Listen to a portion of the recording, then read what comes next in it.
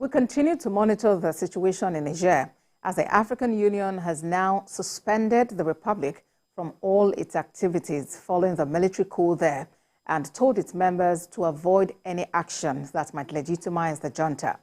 The coup last month has caused alarm among Western allies and democratic African states who fear it could allow terror groups active in the Sahel region to expand their reach and give Russia a foothold to increase its influence. The AU Peace and Security Council said in a communique that it had noted the decision to activate an ECOWAS standby force and asked the AU Commission to assess the economic, social and security implications of deploying such a force.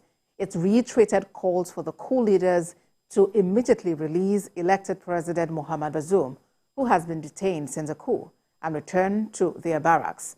The coup leaders have so far resisted pressure to step down and proposed a 3-year timeline to organize elections, a plan ECOWAS says is outright rejected.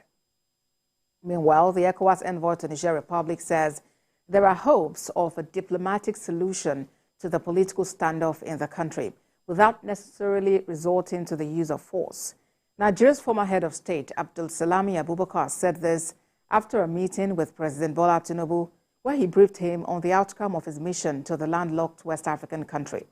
General Abdulsalami Abubakar had met with the military coup leaders and the deposed President Mohamed Bazoum after the first effort failed due to the resistance put up by the country's military.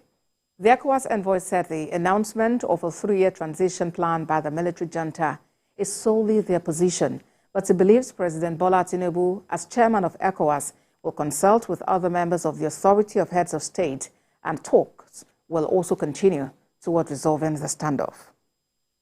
Like I said, we started talking. We made their own points, and then I made my report to the chairman of the ECOWAS Heads of State and President.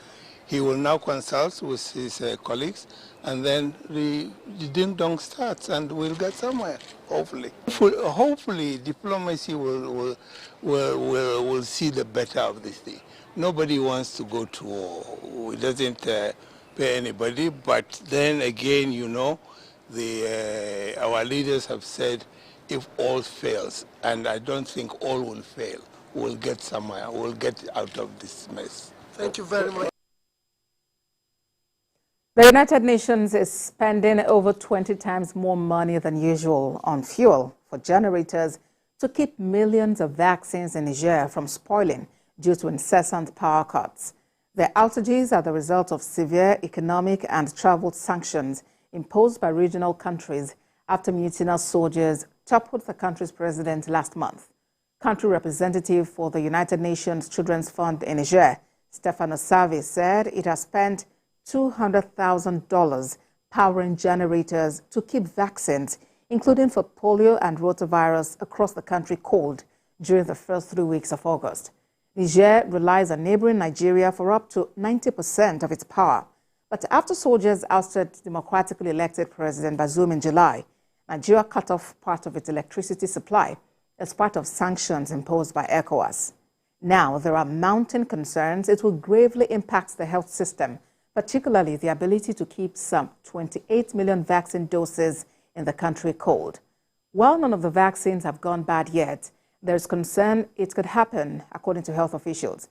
Most of Niger's roughly 1,300 local health centers are powered by solar panels and able to keep the vaccines cold.